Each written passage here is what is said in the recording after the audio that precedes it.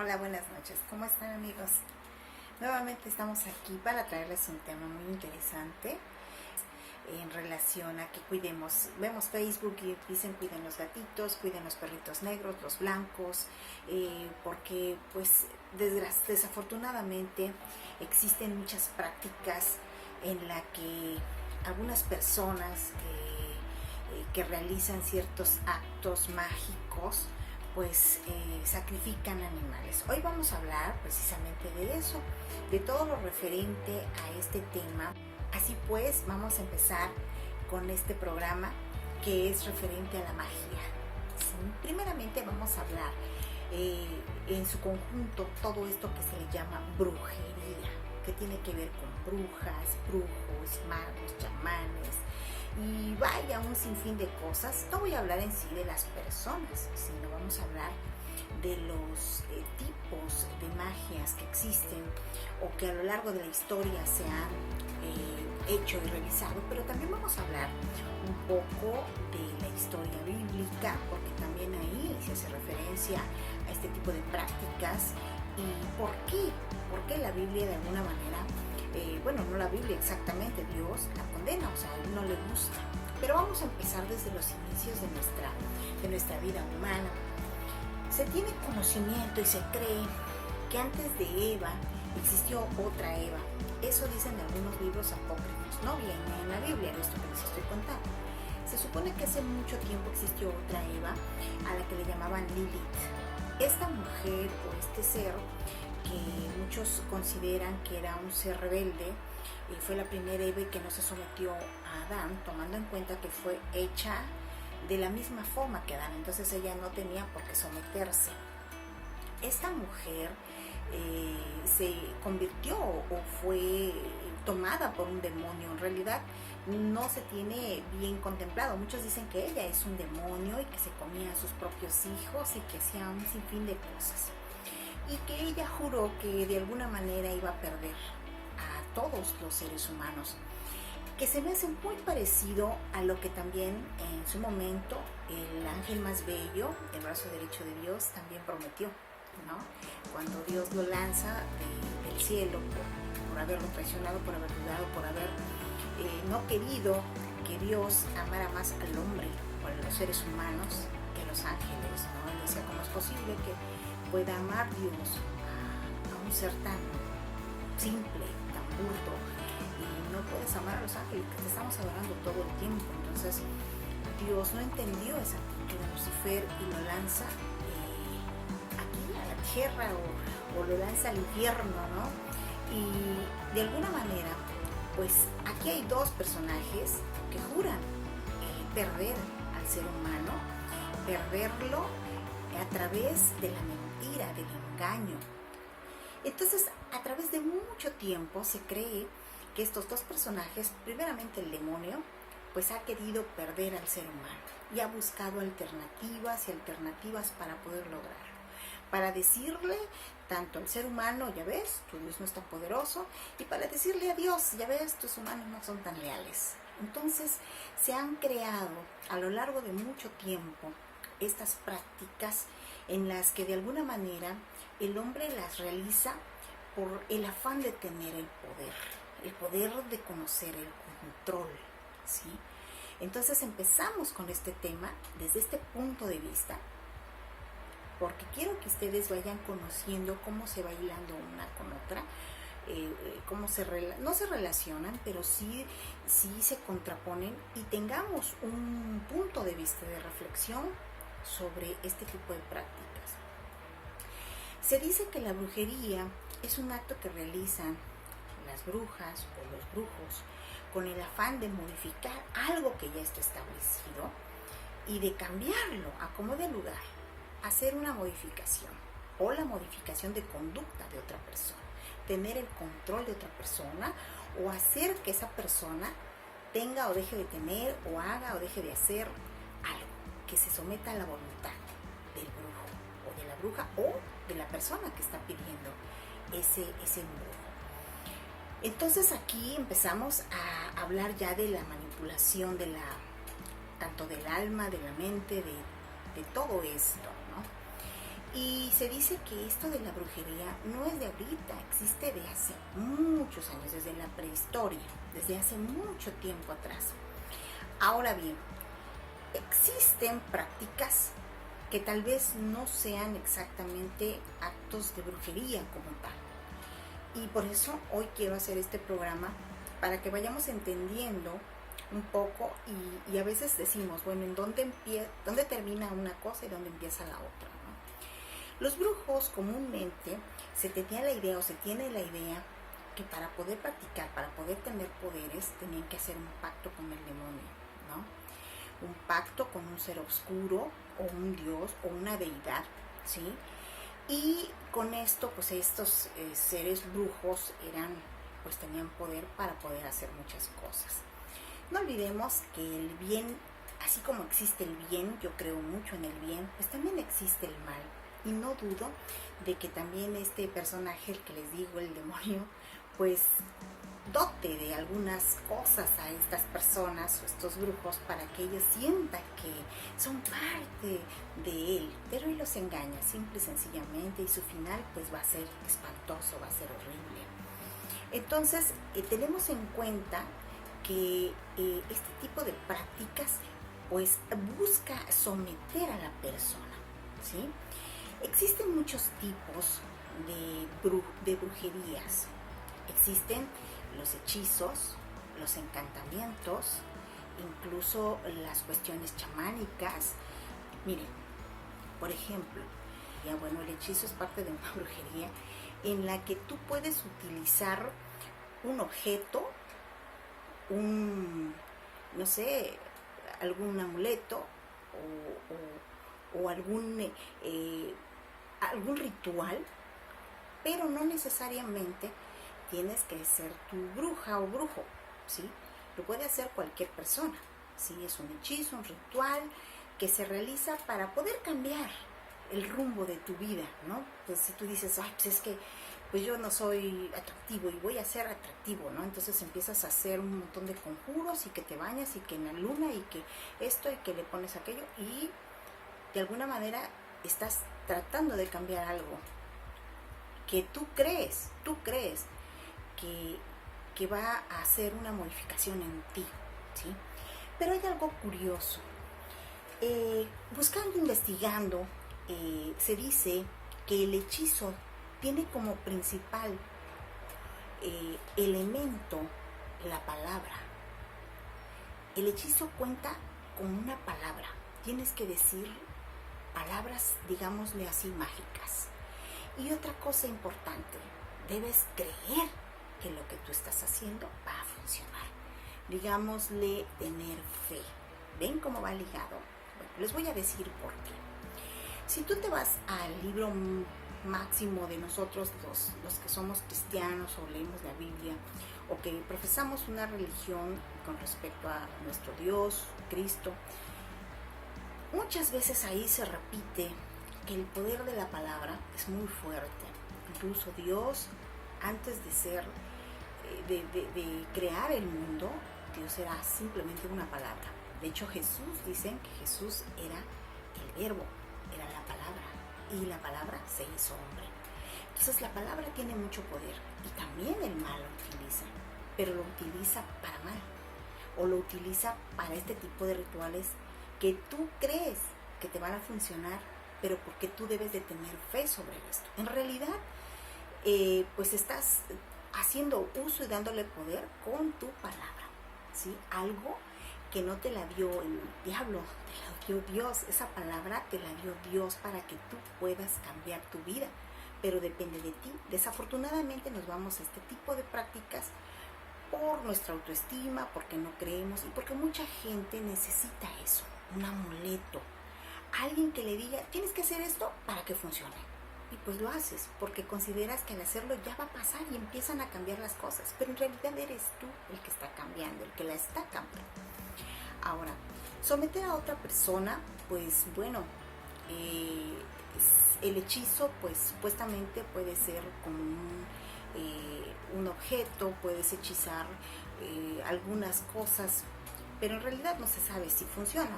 puede ser algo que con tu poder mental o con el poder de la palabra, te digo, y tu fe, pues pueda surtir efecto en otras personas, más si estas personas pues no están acercadas a su religión o a Dios, o son dudosas o son débiles, pues son fácilmente pueden caer en el supuesto hechizo que está practicando el hechicero, ¿no? En este caso, o la persona que lo está haciendo. Les digo, en el hechizo no necesariamente tienes que ser una bruja, ¿no? Puede serlo cualquier persona, es un hechizo.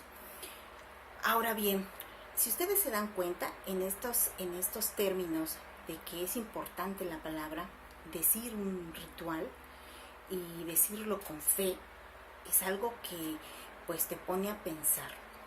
Al final voy a dar una serie de versículos en la Biblia para que ustedes puedan convencerse. Yo no estoy tratando de cambiar a nadie, simple y sencillamente voy a dar los dos puntos de vista para que ustedes puedan ahondar sobre el tema, ¿sale? Muy bien, ahora vamos a hablar del conjuro. El conjuro es algo un poco pues más fuerte, ¿sí? A veces nosotros mencionamos las palabras y creemos que son iguales, ¿no? En este caso, para las personas que practican, cada una tiene un porqué. En este caso, el conjuro se dice que es para hacer aparecer algo de la nada, es crear algo que no existe, es llamarlo, conjurar algo, es realmente algo muy fuerte y que solamente, ahí sí, solamente un brujo o una bruja lo pueden hacer. Alguien que ya esté, digámosle así, titulado o graduado como bruja o como brujo. No lo puede hacer cualquiera, porque necesita incluso algunas palabras, igual palabras, pero dichas por estas personas, incluso en lugares específicos, a horas específicas, en entornos y ambientes que propicien lo que quieren generar, ¿sí? Se supone que un conjuro tiene mucho mayor poder. Pero déjenme leerle lo que significa, de acuerdo a la Real Academia de la Lengua Española, la palabra conjuro. Nos dice que conjuro es una fórmula mágica que se dice y se recita o se escribe para conseguir algo que se desea. Conjurar proviene del prefijo con, que es con, y jurare, que es jurar, que significa jurar con algo, ¿sí? O sea, tú estás jurando algo y lo estás trayendo, ¿sí?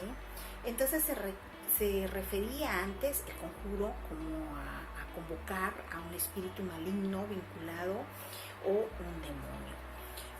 Comúnmente el conjuro solamente los brujos, brujas o sacerdotes oscuros lo pueden utilizar, y la magia que comúnmente se utiliza, pues dicen que existe la negra y la blanca, pero pues al final de cuentas pues tú estás conjurando espíritus que realmente no sabes quiénes son.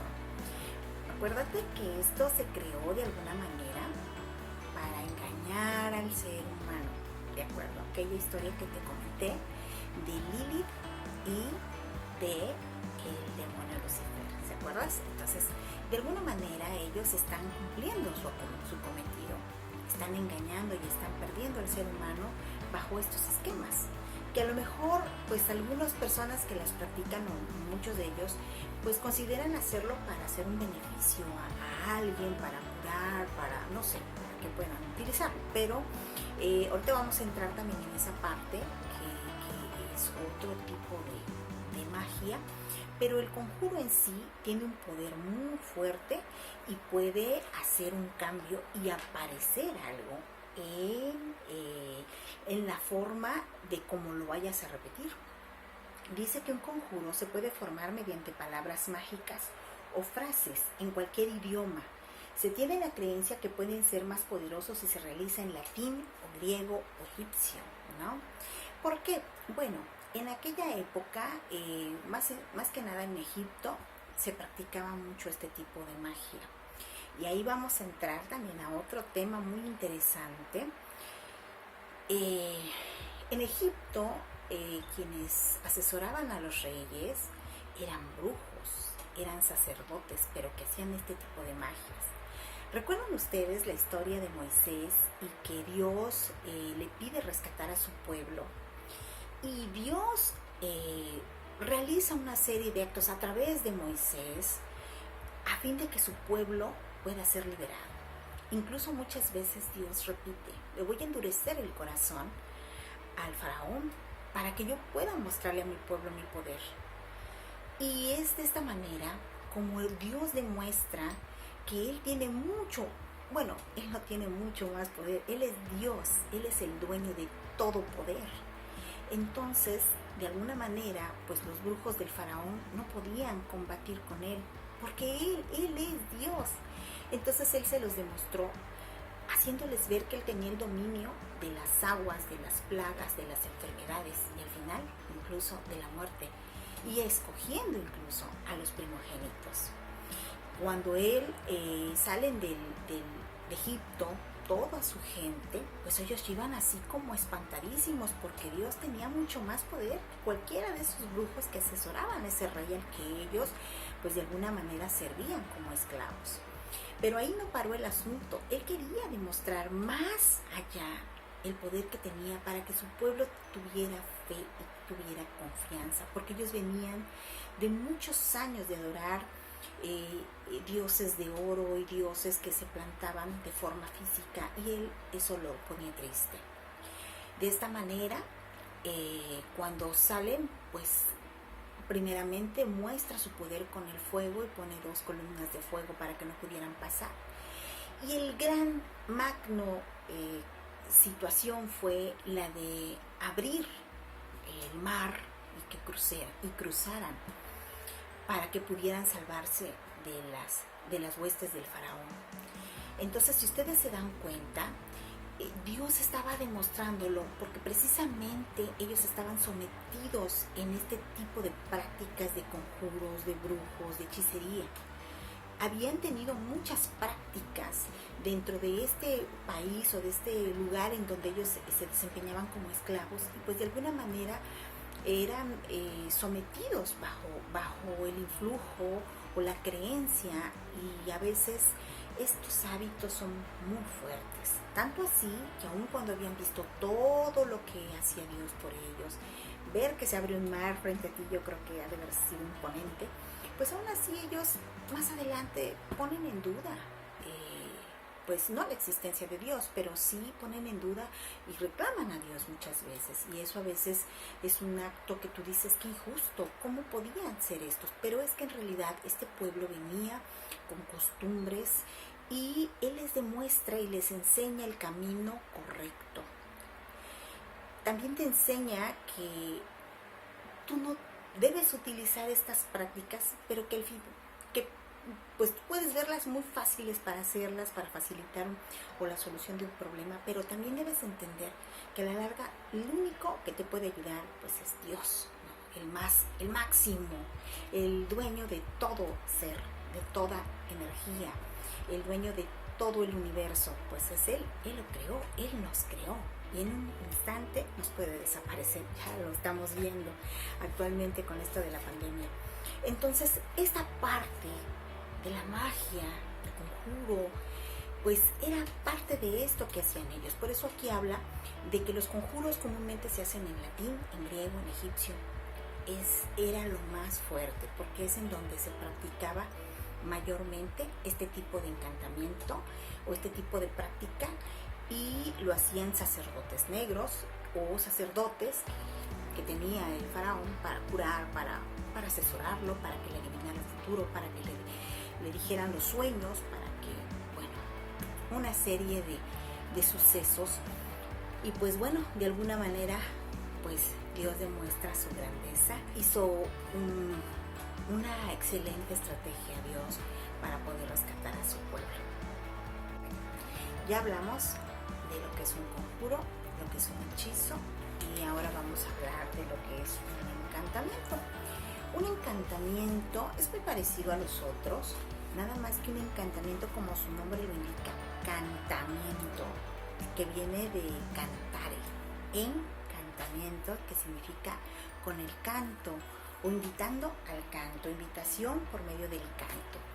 Este tipo de encantamiento comúnmente se utiliza en rituales pero a través de frases, a través de, digámosle, tal vez versos, pero cantados. Dentro de estos encantamientos se puede decir que existen algunos con nombres específicos. Fíjense que existe, yo ahorita investigando, yo no sabía, pero es increíble que existen, existen muchos tipos de la forma en cómo se podía cantar. Aquí yo siento que el diablo era un ser envidioso, desde siempre ha envidiado, es una de las características del mal. Entonces, cuando Dios creaba, por ejemplo, los salmos, los cantos, el cantar de cantares, Él también inventaba sus cosas, Él también inventaba este tipo de versos para que también a él pues le rindieran, ¿no? Tener su séquito de seguidores, ¿no? Entonces era así como una campaña que había en la que estaban pues dos candidatos, bueno, en este caso el mal, y dando migajas al humano a través del engaño, pero otorgando cierto poder, cierto conocimiento, cierta, pues cambiando algunas cosas, dándole algunos ejemplos de cómo iba a venir el futuro. Y ahorita vamos a hablar de esa parte. Pero vamos a hablar de dos tipos de encantamientos que existen. Existen dos nombres que son parte del encantamiento. Uno se llama Carmen. El Carmen es un verso. Nosotros pensamos, Carmen es un nombre. Sí, es un nombre, pero en sí la palabra Carmen es un verso. Y este verso es un hechizo con forma de expiación o de execración. La execración viene siendo como una forma de quitarle lo sagrado a algo. Habían encantamientos mágicos que según si lo cantabas a cierta hora o a cierto lugar, podías quitarle lo sagrado a algo, la protección a alguien, o podrías dejarlo vulnerable y atacar. Eso era lo que hacían por medio del canto de Carmen. Se dice que podían provocar también algún tipo o una especie de juramento con terribles venganzas del cielo. De hecho, fíjense que esto del Carmen llegó a tener tanta connotación que se estipuló en las 12 tablas que existen de una ley que se dio hace muchos años. Ustedes pueden buscar las 12 tablas. Y ahí venía incluso que el Estado, o sea, el gobierno, por decirlo así, antes se le llamaba el Estado, apoyaba a los campesinos contra este delito de hechicería, el Carmen. ¿Y cómo era esto?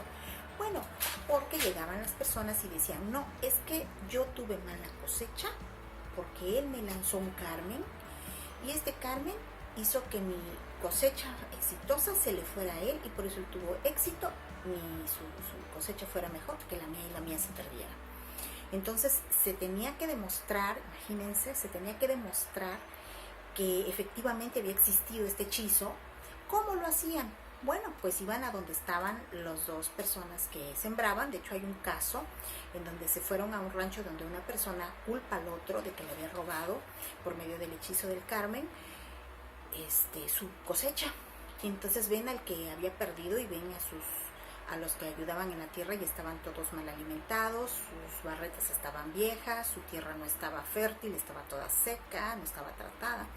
Y van con el otro que supuestamente había lanzado el hechizo y pues lo iban a acusar, imagínense, lo podían colgar, porque en aquel tiempo no se quemaba, no estaba la Santa Inquisición, pero sí los colgaban o les podían cobrar toda la cosecha que él había obtenido, se la tenía que dar al otro. Entonces cuando van al otro rancho, ven que la persona que había tenido su buena cosecha, pues sus trabajadores estaban fornidos, bien alimentados, tenían buenas yuntas de bueyes o no sé, animales que los ayudaban a arar, la tierra estaba cuidada, estaba desmontado el lugar. Entonces ahí declinaban y decían, no, acá no hubo hechizo del Carmen, aquí tú fuiste por descuidado y se te da, no se te da el gane en esta acusación. Así es que imagínense, este tipo de encantamiento, que forma parte del encantamiento llamado Carmen, pues hacía esto y llegó a estipularse en una ley. Cosa curiosa que nadie sabe y nadie había investigado. Bueno, yo no, al menos en lo personal yo no lo conocía, para mí era desconocido, pero me llamó mucho la atención que un tipo de práctica de este tipo mágica pudiera estar dentro o connotado dentro de una ley. Algo que se me pasaba con respecto al proceso de Carmen. De esto llamado Carmen, que es un verso para hechizar, de ahí sale el famoso Carmina. Los cantos llamados Carmina, Carmina Burana, Carmina Salterium, Carmina, varios cantos denominados Carmina, que a veces nosotros los escuchamos y no sabemos que puedan darse como un acto pues de algún tipo de ritual, y a veces uno lo escucha como una música normal. Pues yo no creo que tenga nada de malo, pues no se ve como una parte histórica, pero pues bueno, no sabemos a veces qué dicen estos cantos, así es que a veces debemos checar qué tipo de canciones escuchamos. A mí me gustaba mucho Carmina Burana y bueno, también se dice que el soneto de verso de Carmen, muchos poetas en algún tiempo lo utilizaban el método del Carmen y así hacían sus poesías. Algunos creen que porque esos poetas pues querían tener cierto poder con sus escritos o buscaban la fama a través de este proceso del Carmen para hacer sus versos.